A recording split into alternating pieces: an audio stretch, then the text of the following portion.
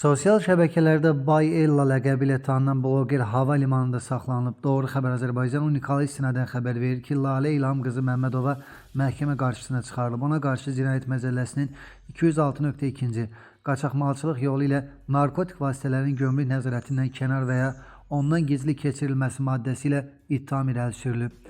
Səbail rayon məhkəməsində keçirilən prosesdə Lalə Məmmədova barəsində 3 ay müddətinə həbs qəti imkan tədbiri seçilib. Abşeronda isə tanınmış vəkil saxlanılıb. Unikal xəbər verir ki, Abşeron Vəkil Bürosunun vəkili Elşad Məmmədov hüquq mühafizə orqanlarının əməkdaşları tərəfindən saxlanılıb. Onun barəsində çox sayda vətəndaş şikayətinin olduğu bildirilir. O dələduzluqda ittiham olunur. Ona qarşı Cinayət Məcəlləsinin dələduzluq maddəsi ilə ittiham irəli sürülüb. Nərimanov rayon məhkəməsinin qərarı ilə barəsində 3 ay müddətinə həbs qəti imkan tədbiri seçilib deyə məlumatda açıqlanır.